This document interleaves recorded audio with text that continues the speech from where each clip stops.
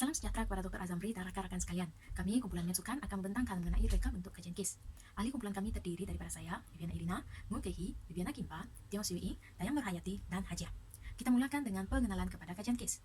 Apa itu kajian kes? Kajian kes merupakan satu penyelidikan secara mendalam tentang sesuatu aspek. Aspek ini merupakan isu ataupun tajuk yang menjadi fokus utama dalam kajian. Kajian kes memberikan maklumat yang teliti dan terperinci mengenai kes yang dikaji. Reka bentuk kajian kes merupakan satu penerokaan di mana pengkaji akan meneroka secara menyeluruh mengenai isu atau topik yang dikaji. Maklumat yang diperoleh dalam kajian kes adalah terperinci. Pendekatan kajian kes boleh digunakan secara kuantitatif atau kualitatif. Penyelidik boleh memilih untuk menggunakan kuantitatif ataupun kualitatif dalam memperoleh data bagi kajian kes. Kajian kes memfokuskan kepada penguraian secara holistik atau menyeluruh dan memberikan penjelasan kepada sesuatu peristiwa secara mendalam. Kajian kes juga boleh menjawab persoalan bila, persoalan mengapa, dan persoalan bagaimana. Persoalan bila, mengapa, dan bagaimana merupakan satu sifat utama dalam kajian kes. Penyelidik perlu menjawab persoalan ini apabila mencari maklumat-maklumat ataupun data-data yang diperlukan dalam kajian kes. Analisis kajian kes memerlukan penyelidik membuat perkaitan antara pengetahuan dan kemahiran mereka dengan situasi yang sebenar. Dalam kajian kes, penyelidik perlu menganalisis, mengaplikasikan pengetahuan, pemikiran, dan membuat kesimpulan. Dalam kajian kes, ilmu atau pengetahuan penyelidik itu sendiri perlu dikaitkan dengan data yang diperoleh melalui kajian kes. Daripada itu, mereka akan membentuk satu kesimpulan yang akan menerangkan dengan terperinci, dengan jelas ataupun dengan menyeluruh dapatan yang diperoleh berdasarkan isu ataupun fokus utama dalam kajian. Seterusnya kita lihat kepada fungsi utama kajian kes. Fungsi utama kajian kes. Yang pertama, fungsi utama kajian kes adalah untuk menjelajah perkara-perkara yang belum diketahui. Perkara-perkara yang belum ketahui tapi kita nak tahu, kita membuat satu kajian kes ke atas benda itu. Okay. Yang kedua, untuk memberi penjelasan kepada sesuatu peristiwa yang telah berlaku. Kita nak tahu dengan lebih jelas sesuatu peristiwa itu berlaku. Kita membuat kajian. Yang ketiga, untuk menguraikan fenomena tertentu. Jangka masa kajian kes. Jangka masa yang diambil bagi sesuatu kajian kes adalah bergantung kepada kes yang dikaji. Maksudnya, jangka masa setiap kajian kes adalah berlainan.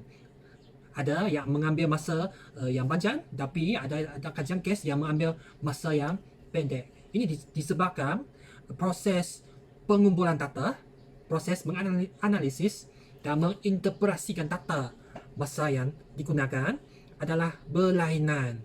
Masa yang telah ditentukan pada awal kajian boleh dipanjangkan bagi mengumpulkan data yang mencukupi. Okay? Kalau pengkaji itu dapati data yang dikumpul itu tidak cukup, okay? Beliau boleh panjangkan kajian kes ini tempoh masanya, okay? Bagi mengumpul data yang lebih banyak, okay? Untuk membuktikan kesahan atau boleh percayaan sesuatu kajian itu. Yang ketiga, okay, setiap satu kajian masih lagi bergantung kepada kes itu sendiri dan juga matlamat pengkaji itu. Okay. Maksudnya semua masa yang digunakan untuk kajian adalah berlainan, bergantunglah. Tidak semestinya kajian kes tentang ini ambil masa 7 hari, 1 bulan. Tidak, terpulang kepada pengkaji itu.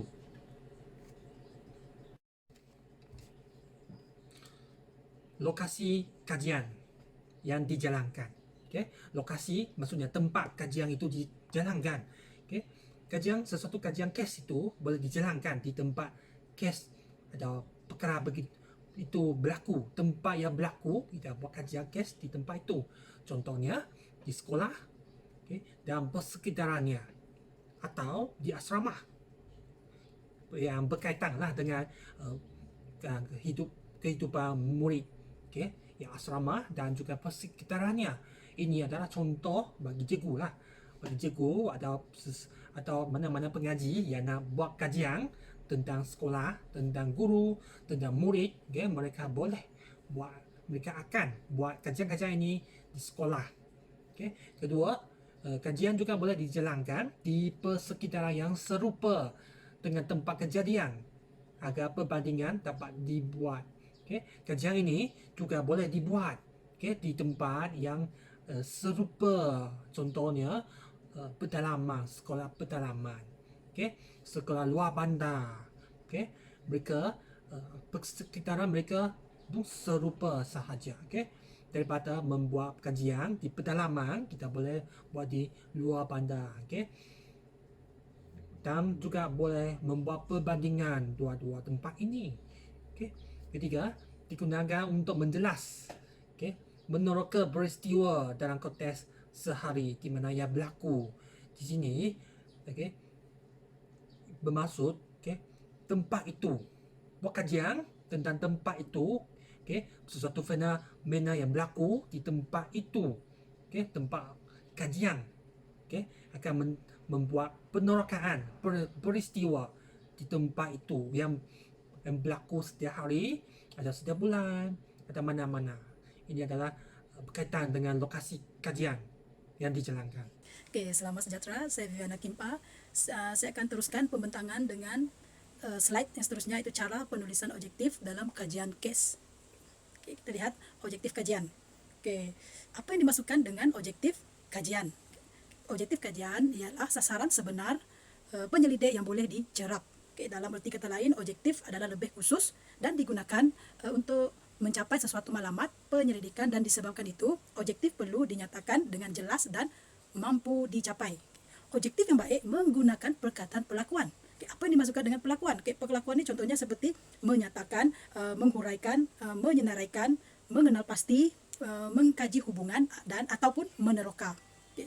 Objektif bertindak sebagai arahan untuk pengkaji apa yang perlu mereka lakukan dan untuk mencapai hasil yang diinginkan. Okay. Ciri-ciri objektif kajian. Okay, kita lihat ciri-ciri objektif kajian. Objektif kajian yang baik mempunyai ciri seperti, yang pertamanya, ianya adalah relevan, boleh dicapai, jelas, logical, boleh diukur atau dinilai, dan sesuai dengan kaedah kajian. Itu utamanya kaedah kajian kualitatif.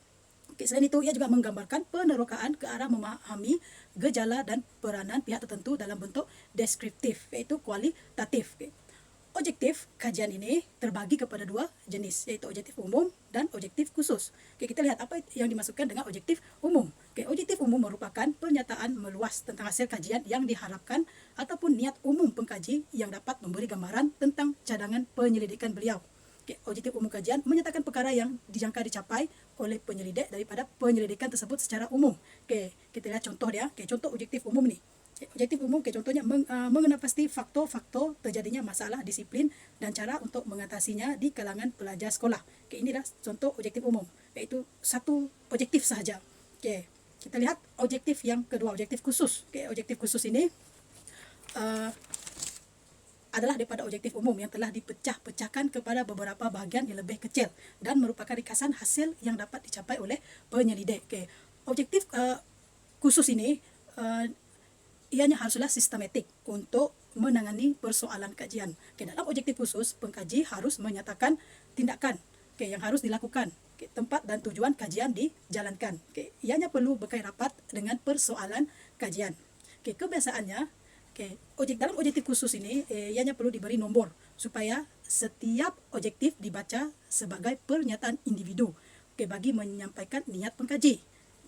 Objektif kajian harus dibentangkan dengan ringkas dan padat. Ini berkenaan dengan objektif khusus. Kita lihat contoh objektif khusus.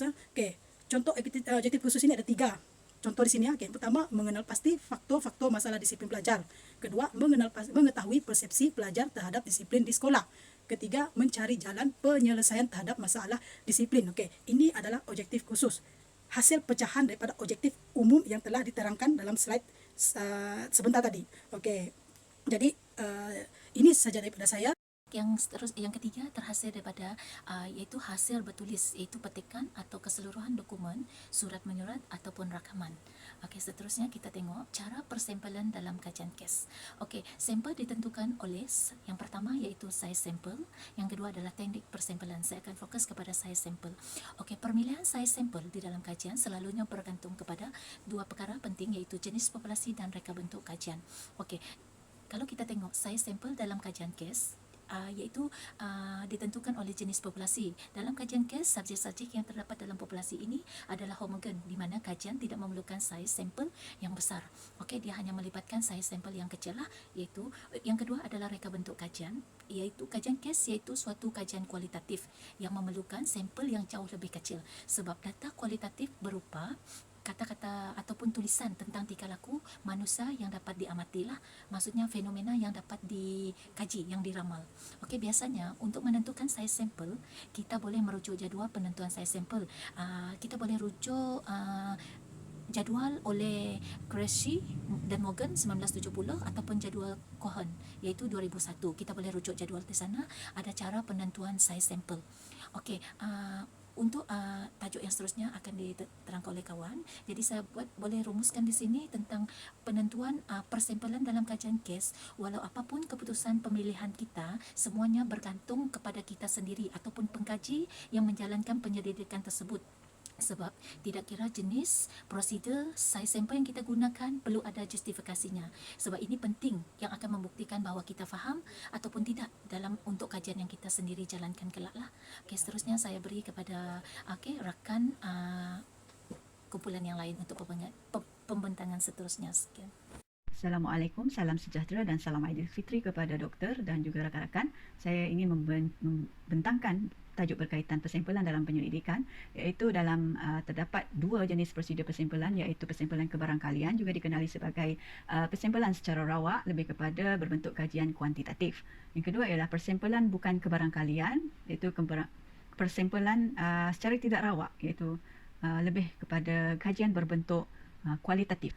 Ya, di sini ialah pembahagian teknik persempelan. Di sini terdapat untuk kebarangkalian iaitu terdapat 4 dan juga bukan kebarangkalian terdapat juga 4 teknik persempelan. Okay, saya terangkan satu persatu mengenai persempelan dalam kajian kes. Okay, dalam kajian kes, persempelan digunakan adalah persempelan tidak kebarangkalian, iaitu berbentuk kajian kualitatif. Terdapat 4 di sini tadi, iaitu convenience sampling, judgment sampling, quota sampling dan snowball sampling. Okey, saya terus pergi kepada persempelan bertujuan, iaitu purposive ataupun judgment. Teknik ini popular dalam penyelidikan kualitatif, juga dikenali sebagai pertimbangan, persempelan terpilih atau subjektif. Penyelidik bergantung kepada pertimbangan iaitu judgment berdasarkan pengetahuan dan tujuan kajian dalam memilih sampel. Okey, ini contoh persempelan bertujuan. Kita tengok dia memilih beberapa orang dalam populasi dan menjadi purposive sampel tersebut. Kita terus kepada persempelan bola salji iaitu snowball, juga dikenali sebagai rantaian persempelan, rantaian rujukan, persempelan dan persempelan rujukan. Okay.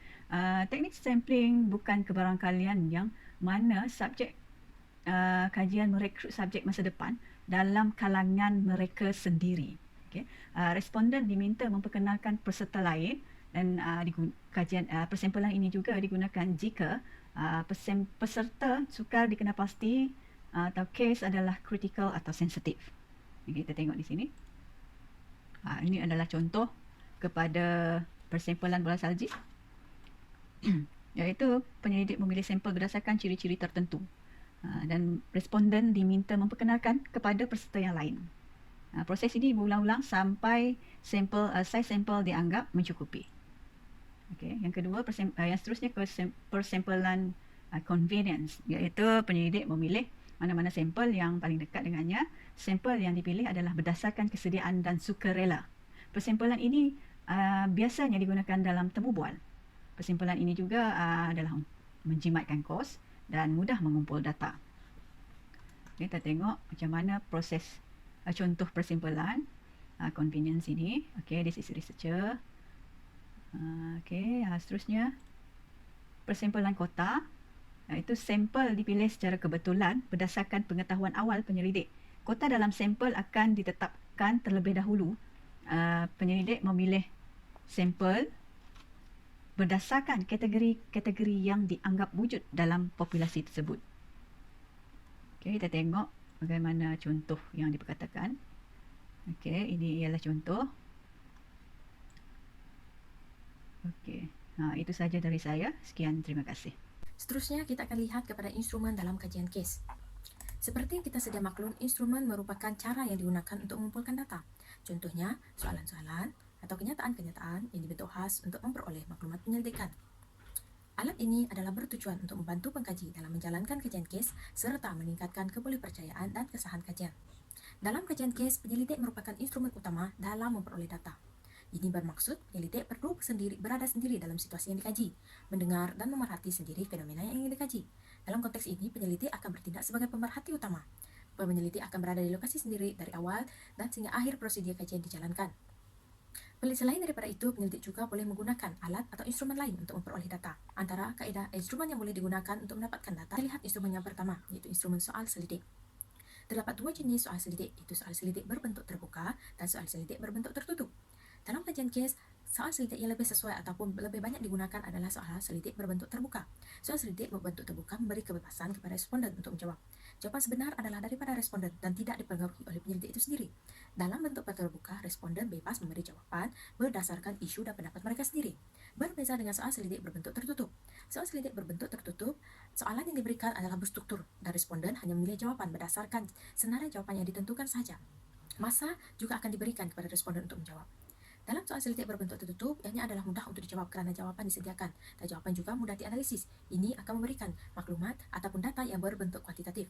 Dalam kajian kes, soal selidik yang lebih sesuai digunakan adalah soal selidik berbentuk terbuka. Soal selidik berbentuk terbuka mampu memenuhi keperluan kajian kes untuk mengkaji persoalan bila, persoalan mengapa, dan persoalan bagaimana dalam mengikut ataupun berdasarkan tajuk-tajuk atau kajian yang isu yang dikaji. Apabila soal selidik berbentuk terbuka yang diberi, responden lebih bebas untuk memberikan jawaban mereka sendiri dan pendapat mereka sendiri. Daripada ini, penyelidik akan peroleh maklumat yang lebih menyeluruh dan lebih mendalam lagi berdasarkan isu-isu yang dikaji. Instrumen kajian yang kedua, iaitu pemerhatian.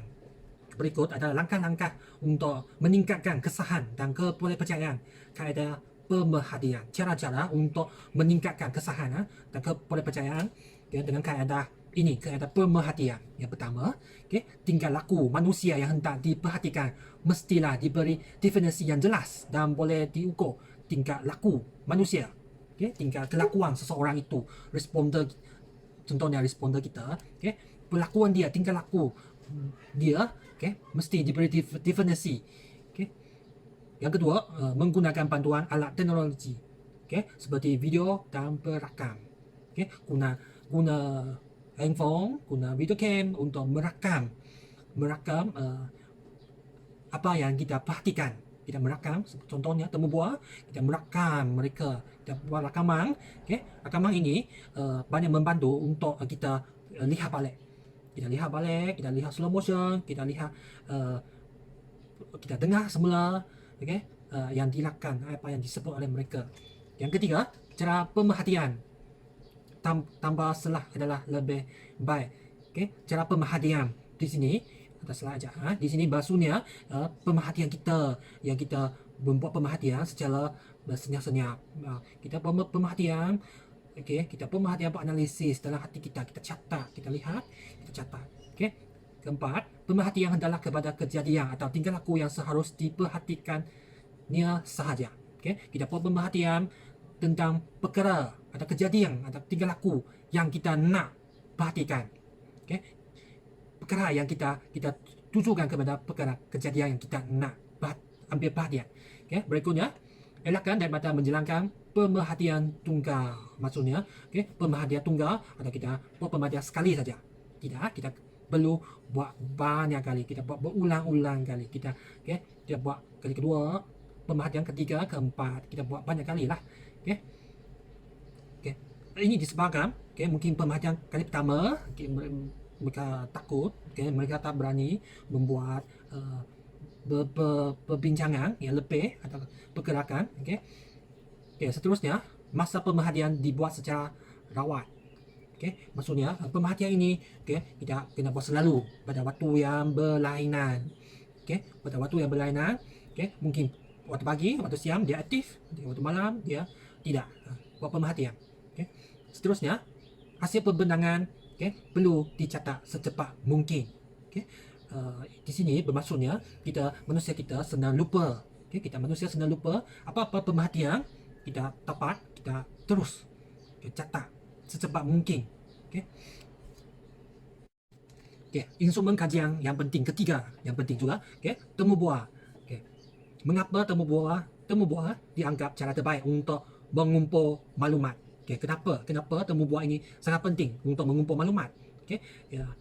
Yang saya dapat, yang pertama, manusia lebih mudah bertindak secara lisan daripada bertulis. Okay? Kalau kita nak berbincang, bercakap dengan seseorang, berkomunikasi secara lisan, senang kita berkomunikasi, senang kita bercakap, kita tanya saja, kita beritahu saja. Okay? Daripada bertulis. Okay? Kalau bertulis, susah nak fikir buat karangan. Okay? Yang kedua, okay, temu buah boleh menerangkan dengan jelas masuk soalan atau kajian. Okay? Penemu buah boleh menerangkan soalan dengan lebih jelas supaya responder dia tahu, dia fahami soalan, bukan tanya A jawab B. Okay? Kalau responder tidak faham soalan, okay, penemu buah boleh beritahu terus. Okay? Yang apa yang penemu buah ini nak, okay, dalam soalan dia. Okay. Seterusnya, dapat mengelakkan salah tafsir dan salah anggap. Penemu buah boleh menilai orang yang ditemu buah melalui soalan, mengesan kembali atau melalui air muka subjek. Okay. Di sini kita boleh lihat, kita boleh masa temu buah bersemuka, di sini bermaksud bersemuka, temu buah bersemuka. Okay. Kita boleh lihat responden kita di depan kita lihat dia berceritakan kisah-kisahnya, pengalamannya, okay, yang mana satu yang benar, kita tahulah. Okay. Seterusnya, kaedah yang sesuai bagi kanak-kanak. Orang yang tidak tahu menulis dan membaca atau orang yang kurang kecerdasannya, okay, kita secara lisan kita boleh tanya soalan terus. Tanya soalan, okay, bagi kanak-kanak dia tanya soalan, okay, mereka terus jawab secara spontan. Okay, ada orang-orang dua, okay, mereka tidak tulis, lebih senang mereka sebut saja, beritahu saja, tanya, mereka jawab, kita tanya, mereka jawab, okay, mereka ceritakan. Okay. Seterusnya, kefahaman konsep yang jelas tentang maklumat yang diperlukan. Okay. Penemu buah boleh, okay, membuat penjelasan yang tentang soalan dia, okay, supaya respondernya memberi pandangan dan kefahaman beliau dalam konteks beliau, dalam penjelasan beliau. Kenapa? Kita boleh tanya kenapa, bagaimana, mengapa. Kita tanya terus mana yang sesuai. Okay, seterusnya, okay, faktor yang membantu kesahan dan kepercayaan hasil temu buah. Okay, faktor-faktor yang membantu dalam temu buah. Okay, yang pertama, hubungan yang mesra, hubungan yang baik. Okay, penemu buah dengan responden dia ada hubungan yang baik, yang mesra. Okay, dengan orang yang mesra, baru kita ceritakan pengalaman kita. Okay, seterusnya, struktur dan bidang ada soalan yang hendak ditanya bagi menjaminkan kesahan. Okay, di sini maksudnya soalan-soalan yang kita nak tanya kepada responder kita sudah dipilih, dianalisis. Okay, yang mana soalannya yang berkualiti, yang ditanya kepada responden kita. Ya, seterusnya, kepercayaan. Ya, temu buah boleh ditingkatkan dengan mengemukakan soalan yang sama dalam bentuk yang berbeza. Okay, soalan yang sama tapi dalam bentuk yang berbeza. Okay, soalan yang sama dalam bentuk yang berbeza. Okay, mungkin jawapannya lain, mungkin jawapannya sama. Okay, kalau jawapannya sama, betul lah. Okay, mungkin kalau jawapannya lain, mana satu betul, mana satu jawapan, kita tanya lagi. Okay. B, mengulang temu buah pada masa yang lain. Okay. Temu buah kali kedua, kita buat lagi, kita tanya soalan yang sama. Okay, soalan yang sama dalam bentuk yang berbeza. Okay, jawapannya sama, betul lah. Okay, temu buah kali kedua, ya, apa yang dijawab sama, tapi ada huraian lain, ada kisah-kisah cerita lain. Okay, masuk, kita catat terus. Okay. Yang ketiga, C, membandingkan dengan dapatan penemu buah yang lain. Kita buat perbandingan. Okay. Perbandingan dapatan responder kita buat perbandingan. Contohnya, okay, murid dalam satu kelas murid A, murid B, murid C, kita buat perbandingan. Okay, pemerhatian kita atau dapatan temu buah kita tentang guru-guru PJ mereka di sekolah. Kalau jawapan mereka lebih kurang sama, betul lah apa yang mereka ceritakan itu. Oke, kita akan lihat instrumen kajian yang keempat, yaitu kaedah pengujian. Oke, di sini ada beberapa kaedah pengujian yang boleh kita gunakan dalam kajian case. Oke, yang pertamanya itu melalui ujian kecerdasan. Oke, ujian kecerdasan ialah ujian yang cuba untuk mengukur perbezaan antara individu. Ianya digunakan untuk melihat sejauh mana subjek mengetahui perkara-perkara yang berkaitan dengan bidang tertentu. Oke, melalui ujian ini juga ia dapat mengukur prestasi umum mental individu ataupun kumpulan. Oke, contoh ujian kelayakan. Oke, contoh ujian kecerdasan ini adalah ujian kelayakan perguruan. Oke, di mana ia digunakan untuk mengukur tahap pelajar dalam sasiah, bahasa dan matematik. Oke, ujian yang kedua pula ujian pencapaian. Oke, ujian pencapaian ini adalah ujian yang digubal oleh guru untuk mengukur sejauh mana tahap penguasaan dan kemahiran individu dalam bidang-bidang khusus. Contoh ujian pencapaian digunakan ialah ujian pencapaian fizik untuk mengukur penguasaan pelajar dalam mata pelajaran fizik. Ujian yang seterusnya adalah ujian bakat. Ujian bakat ini adalah melalui ujian untuk mengukur bakat seseorang seperti ujian nada suara, iaitu untuk mengukur bakat nyanyian. Seterusnya, instrumen kajian kelima adalah melalui kaedah dokumen. Apa yang dimasukkan dengan kaedah dokumen ini? Kaedah dokumen ini boleh melalui penelitian dokumen dengan menggunakan dokumen-dokumen berkaitan sebagai sumber maklumat ataupun untuk memperoleh data. Biasanya penelitian dokumen ini dilakukan dalam kaedah perpustakaan. Seterusnya kependudukan. Melalui kependudukan iaitu etnografi. Apa yang dimasukkan dengan etnografi ini? Ia dilakukan di mana seorang pengkaji perlu meluangkan masa di lapangan bersama subjek kajian. Melalui cara pemerhatian, temu bual, rakaman dan sebagainya. Ringkasnya, etnografi ialah gambaran dan belajar tentang budaya manusia dalam skala yang kecil yang saling berinteraksi. Itu saja daripada saya dan saya serahkan kepada rakan saya untuk slide seterusnya. Assalamualaikum dan selamat sejahtera. Jadi saya Puan Hajia akan membentangkan analisis data dalam kajian kes. Okey, definisi analisis data kualitatif adalah satu usaha yang dilakukan dengan bekerja dengan data, menganjurkan, memecahkan kepada unit-unit yang terkawal serta mensintesiskan, mencari pola, mencari apa yang penting dan apa yang perlu dipelajari serta memutuskan apa yang akan diberitahu kepada orang lain. Okey, analisis data adalah satu proses sistematik dalam mengurus dan memaparkan hasil dapatan kajian dalam cara yang mudah difahami. Okey, ia melibatkan proses menguruskan data dan mensintesiskan data, mengkaji hasil dapatan kajian serta menginterpretasikan hasil dapatan kajian. Okey, ada 3 urutan dalam metod menganalisis, iaitu yang pertama penyaringan data, yang kedua persembahan data dan yang ketiga adalah penulisan kesimpulan. Okey, kita lihat pengangkutan data terbahagi kepada 7 proses, iaitu yang pertama membaca transkripsi, yang kedua menulis ayat untuk kod kategori, yang ketiga menyeraikan kategori, yang keempat membaca keseluruhan data dan memberikan tanda, yang kelima menguruskan data, dan keenam mengikut kategori dan memasukkan dalam fail, dan yang terakhir membina kod pola untuk menepasti tema atau keterangan yang muncul. Okay, proses coding ni ada 3 proses, iaitu open coding, axial coding, selective coding.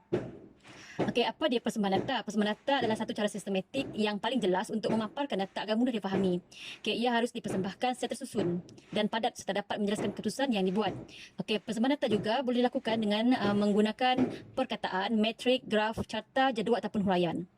Okey, penulisan kesimpulan dan verifikasi adalah satu proses penganalisisan data yang dilakukan untuk membolehkan penyelidik membina kesimpulan tentang persoalan kajian.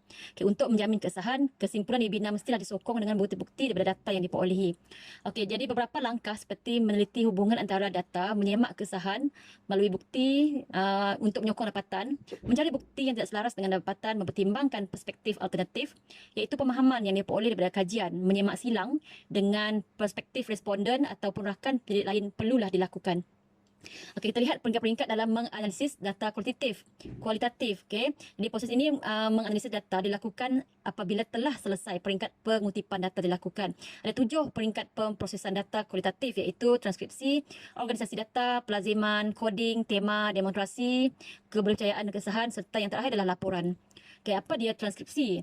Transkripsi adalah proses transkrip ataupun menyalin. Okey, ia merupakan langkah pertama dalam proses penganalisan data. Okey, contohnya menyalin data daripada bentuk rakaman audio yang mengandungi temu bual penyelidik dan responden, perbincangan kumpulan fokus, rakaman video ataupun catatan kerja lapangan. Okey, dilakukan secara menyeluruh. Dan ia sangat memerlukan perhatian, masa dan kesabaran seseorang penyelidik. Okey, jadi proses ini akan dapat memberi peluang kepada penyelidik menyelami setiap data yang diperolehi. Okey, kita lihat yang kedua iaitu organisasi data. Setelah proses transkripsi selesai adalah perlu untuk menyusun data. Okey, jadi data ini disusun mengikut nombor yang akan diberikan kepada setiap temu bual atau kod, atau membagikan nota-nota lapangan kepada bahagian-bahagian tertentu mengikut tarikh data dipungut atau mengikut konteks, ataupun menyimpan data mengikut bahagian masing-masing dalam folder. Okey, kita lihat peringkat ketiga iaitu pelaziman. Proses ini adalah membiasakan diri dengan data. Okey, setelah data disusun mengikut bahagian-bahagian tertentu, jadi tiba masanya untuk membiasakan diri dengan data yang diperolehi. Jadi proses pelaziman adalah dengan mendengar kandungan temu bual dalam pita rakaman, membuat tontonan semula bahan berbentuk video, membaca iaitu membaca data-data, membuat memo ataupun membuat ringkasan. Okay. Jadi ia adalah peringkat yang paling penting, terutamanya jika pengumpulan data dan proses transkripsi data bukan dilakukan oleh penyelidik itu sendiri. Okey, proses yang keempat adalah proses coding. Caranya melibatkan proses mengenal pasti petikan-petikan dalam teks dan menyimpan rujukan kepada petikan teks berkenaan dalam item database yang dipanggil node dalam perisian NVivo. Okey, coding mempunyai dua fungsi utama iaitu boleh melambangkan suatu petikan teks yang mengandungi maklumat khusus untuk tujuan membenarkan retrieval. Coding juga dibuat semata-mata untuk melambangkan fakta yang wujud dalam satu-satu maklumat menerusi data-data mentah. Okay, apa dia tema? Ini adalah peringkat yang kelima. Tema akan timbul hasil daripada sorotan kajian lepas. Semakin banyak sorotan kajian lepas yang dibaca, maka banyaklah tema yang terhasil. Tema juga akan timbul daripada ciri-ciri fenomena yang dikaji dan juga daripada definisi yang telah dipersetujui oleh profesional ataupun daripada nilai-nilai penyelidik, orientasi teoretikal dan pengalaman personal dengan pengkaji dengan perkara yang dikaji. Okey, peringkat yang keenam adalah peringkat demonstrasi kebolehpercayaan dan keesahan. Okey, keesahan ataupun validity dan kebolehpercayaan reliability instrumen amat penting bagi mempertahankan kejituan instrumen daripada terdedah kepada kecacatan. Semakin tinggi nilai dan tahap keesahan dan kebolehpercayaan instrumen, maka semakin jitu data-data yang akan diperolehi. Itu adalah untuk menghasilkan kajian yang baik dan berkualiti. Keesahan merujuk kepada ujian mengukur apa yang sepatutnya diukur. Triangulasi data dalam penyelidikan kualitatif adalah bertujuan untuk menjamin kebolehpercayaan dan kesahihan penemuan penyelidik. Okey, peringkat yang terakhir adalah peringkat laporan. Laporan adalah satu peringkat penyempurnaan kajian. Pada bahagian ini, penyelidik hendaklah mentafsir, mengulas dan menyebarkan dapatan kajian berdasarkan kepada data-data yang diperolehi. Okay, penyelidik adalah mempunyai kemahiran dan pengetahuan yang mendalam dalam bidang yang dikaji. Hasil analisis haruslah dipersembahkan dengan jelas, kemas dan meyakinkan pembaca. Okay, kita lihat pula penggunaan perisian dalam mengurus dan menganalisis data kualitatif. Jadi perisian yang digunakan adalah NVivo versi 2.0. Ia adalah satu perisian yang boleh membantu penyelidik mengorganisasi data dengan lebih mudah dan teratur. NVivo versi 2.0 adalah contoh perisian yang boleh digunakan untuk membantu mengurus data kualitatif.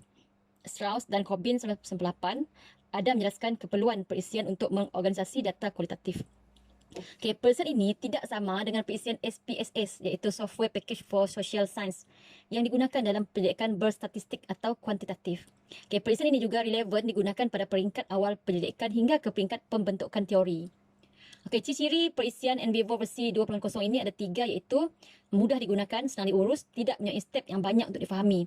Selain itu, ia juga memaparkan antara muka apabila perisian itu diklik dan ia akan memaparkan satu antara muka yang mudah digunakan dengan jelas. Okey, ia dipanggil project pad ya. Okey, setiap kali hendak menggunakan NVivo, sudah pastinya pengguna akan dipaparkan dengan antara muka ini terlebih dahulu. Antara muka ini akan dapat membantu dan memudahkan penyelidik menggunakan perisian ini. Antara muka ini terdiri daripada 7 butang primer dan 5 butang sekunder. Jadi itu saja pembentangan dari kumpulan kami. Kami ucapkan terima kasih kepada pensyarah dan juga rakan-rakan sekumpulan serta semua rakan-rakan sekalian ya. Terima kasih.